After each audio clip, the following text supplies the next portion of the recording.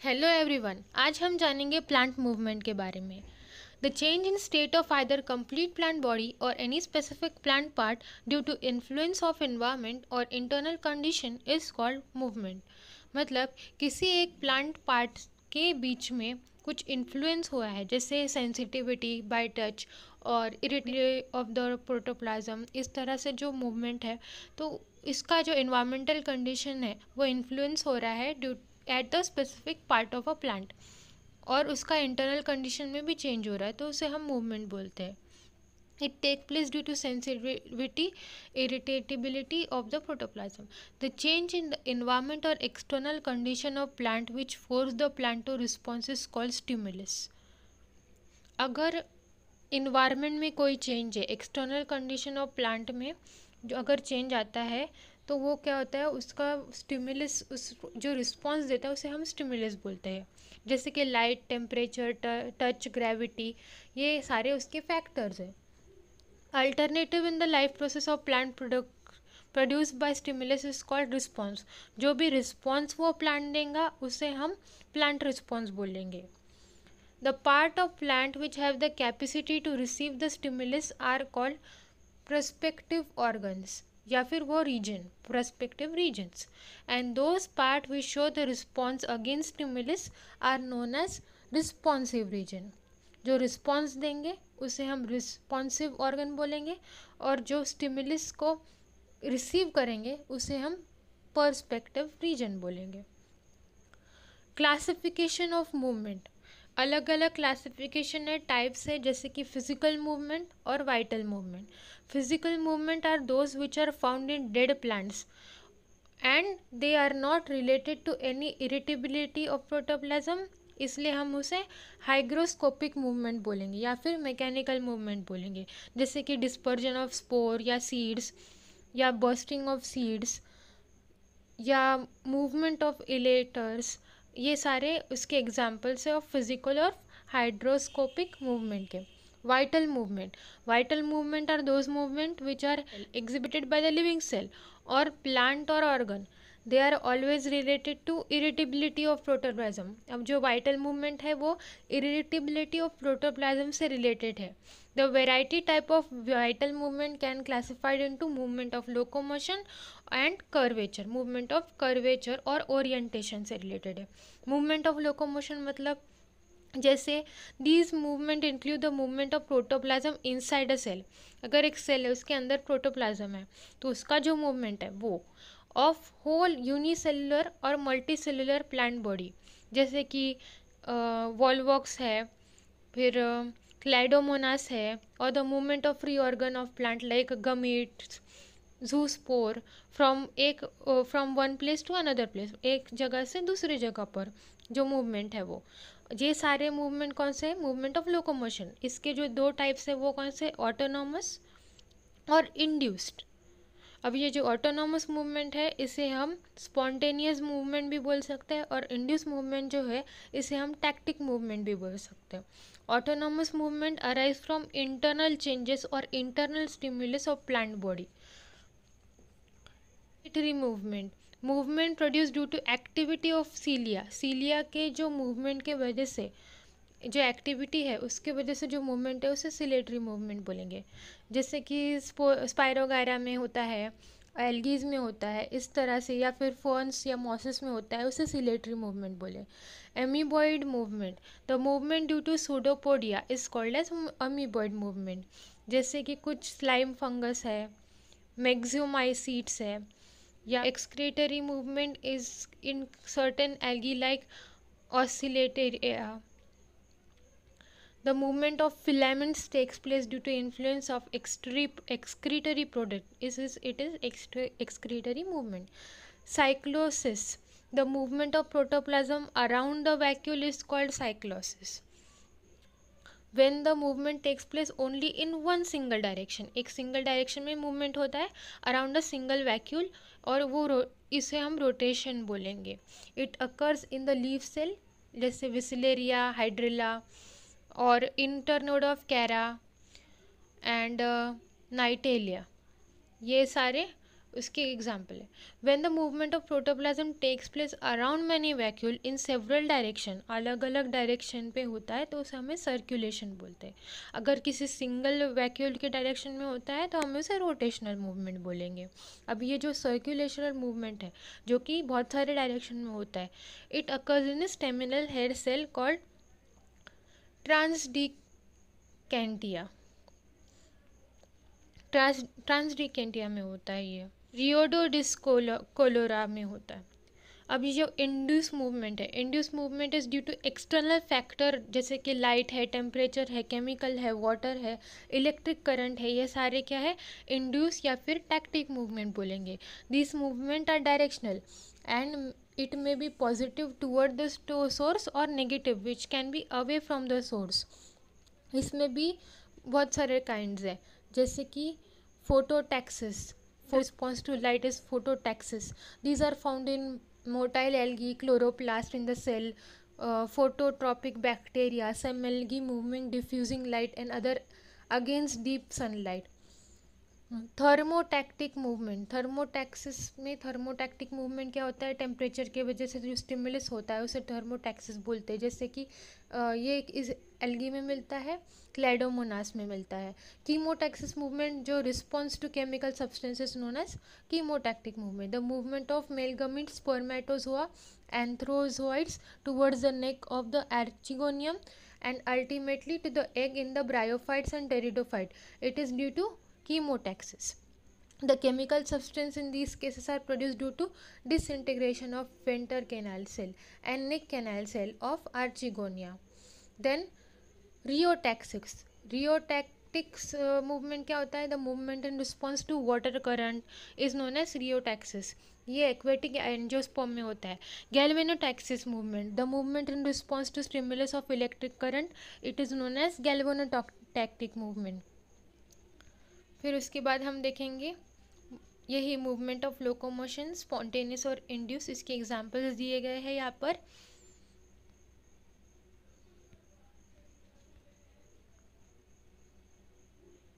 अभी variations and growth में दिए हैं कौन से जैसे मूवमेंट है, इंड्यूस में कौन से है। उसके बाद हम देखेंगे see what is tropic movement.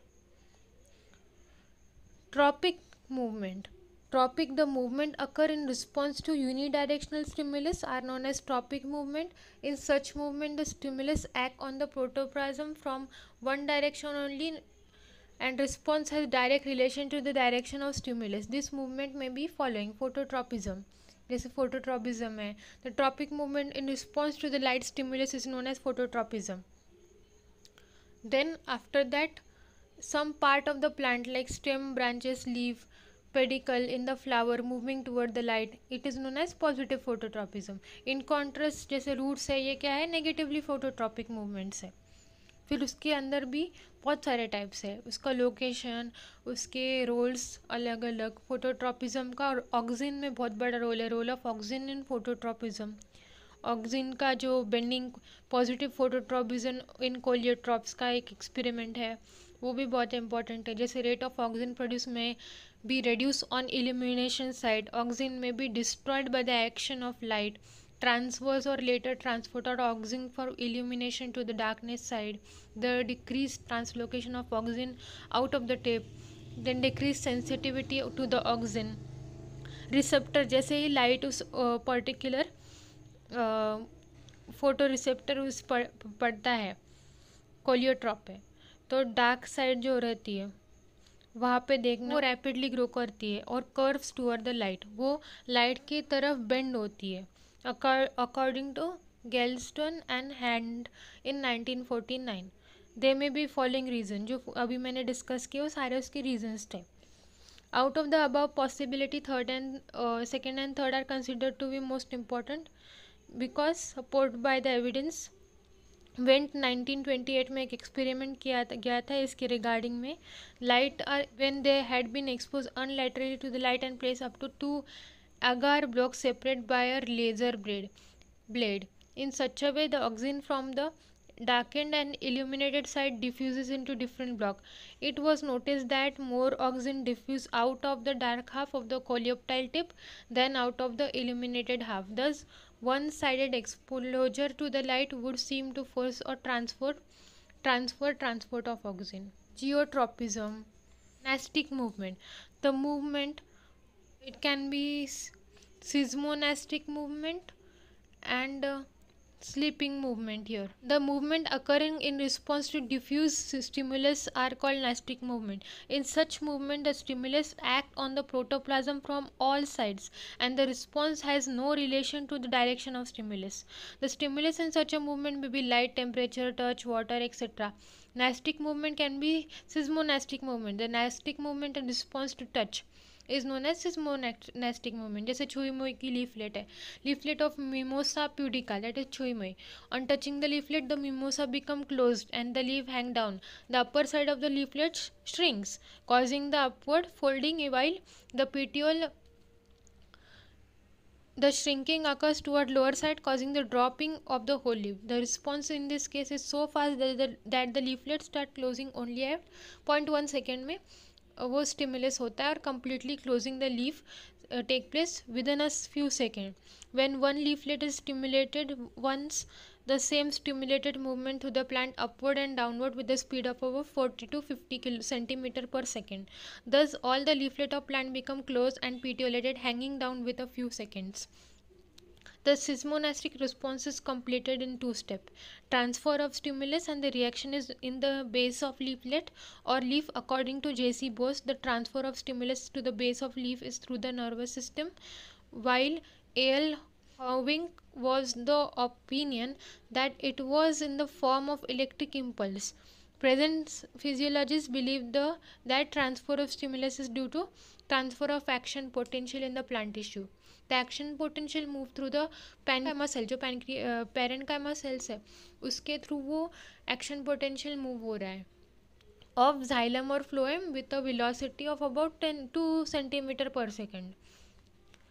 Then Barbara G. Picard and her colleagues noticed that the long distance spread of action potential depend on the movement through an unidentified chemical जिसे हम बोलते हैं रिक्का फैक्टर, और आफ्टर इट्स डिस्कवरी यूबैल्डो रिक्का. दस the stimulus reach the base of the leaf और leaflet. जो stimulus है वो लीफ के बेस में जाता है जहाँ पे वो ट्रांसपोर्ट ऑफ वाटर कॉज करता है from parenchyma cell to the intercellular space, and it was explain due to turgidity and flaccidity of parenchyma cell present in the पल्वाइनस.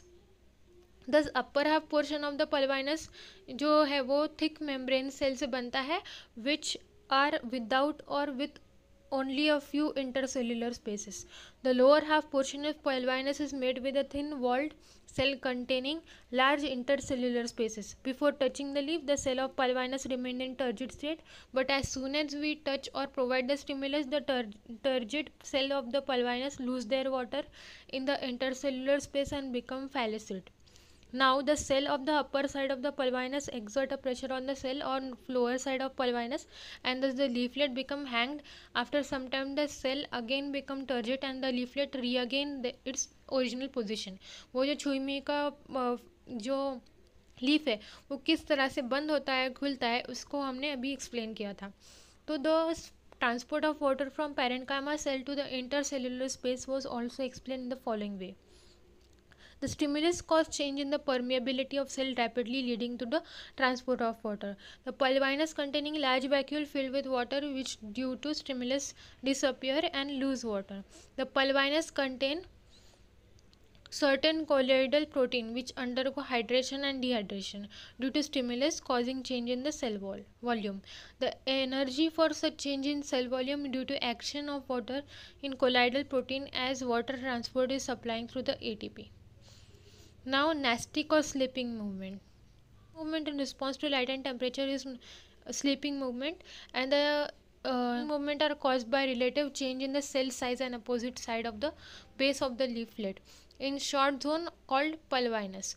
The Nastic movement depend upon the amount of oxygen, transport of potassium, iron and movement of water. It is believed that during the early morning large amount of oxygen are produced. ऐसा believe किया जाता है जैसे early morning में oxygen बहुत ज़्यादा produce होता है जो कि ट्रांसफ़र होता है to the lower side of the petiole. Petiole की जो लोअर साइड होती है वहाँ पे वो ट्रांसफ़र होता है. फिर accumulation of oxygen causes preferential accumulation of potassium in that area. वहाँ पे पोटेशियम का एक्यूमुलेशन होता है which ultimately result into translocation of water in the cell, जिसकी वजह से वाटर का ट्रांसलोकेशन होता है, जिसकी वजह से लीव जो है इरेक्ट हो जाती है. During night the reverse reaction takes place. Accumulation of oxygen and sodium is reduced very much, resulting in the loss of water, thus the leaf hang down. Now ये जो स्लीपिंग मूवमेंट है इसमें भी बहुत सारे टाइप्स है, जैसे कि फोटोनेस्टिक मूवमेंट, थर्मोनेस्टिक मूवमेंट, हेप्टोनेस्टिक मूवमेंट, हाइड्रोनेस्टिक और कीमोनेस्टिक मूवमेंट. कीमोनेस्टिक केमिकल स्टिमुलस से, हाइड्रोनेस्टिक जो होता है ह्यूमिडिटी से, हाइपोनेस्टिक जो होता है touch of insect, in response to touch of insect is hyponestic. Thermonastic temperature से और फोटोनेस्टिक लाइट के रिस्पॉन्स से. इस तरह से ये सारे उसके मूवमेंट्स हैं. नाउ हम डिफरेंस देख रहे थे. Difference between tropic and nastic movement. The movement occur in response to unidirectional stimulus. It is known as tropic movement. The stimulus acts on protoplasm from one direction only, and the response is directly related to the direction of stimulus, then it is tropic movement.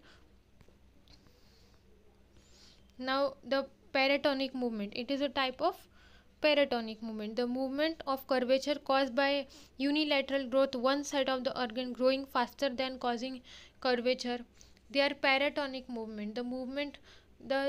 The tropic movement, the stimulus may be light, gravity, water, touch, chemical, temperature, wound, water current और CO2. ये सारे उसकी movements हैं, points है यहाँ पर differences of tropic and nastic movement के, जिसमें दिए हैं कि स्टिमुलस कौन से नेस्टिक मूवमेंट और हमने पूरा डिटेल में डिस्कस किया ट्रॉपिक एंड नेस्टिक मूवमेंट दोनों का डिफरेंस क्या है. कि ये जो मूवमेंट है ट्रॉपिक का यूनिडायरेक्शनल है, नेस्टिक जो है डिफ्यूज मूवमेंट है. ट्रॉपिक मूवमेंट में स्टिमुलस एक्ट ऑन प्रोटोप्लाज्म सिर्फ एक डायरेक्शन से होता है और यहाँ पे स्टिमुलस फ्रॉम ऑल डायरेक्शन से होता है. ट्रॉपिक में क्या होता है, movement of curvature cause by unidirectional growth one side of a organ, और ग्रोथ जो है फास्ट होती है.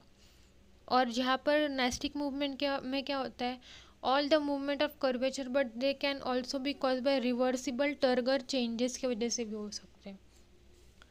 नाउ ट्रॉपिक मूवमेंट में भी phototropic, geotropic, hydrotropic, thigmotropic, chemotropic, thermotropic, aerotropic, rheotropic, ये सारे ट्रॉपिक मूवमेंट. नेस्टिक मूवमेंट में भी seismonastic, thermo, hydronastic, photo and chemonastic movement.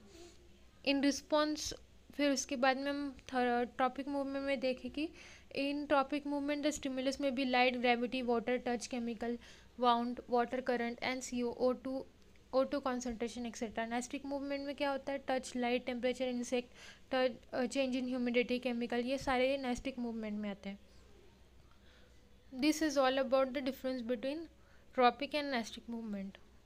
Just read out the points of differences between tropic and nestic movement. So आज के लिए इतना ही. Thank you.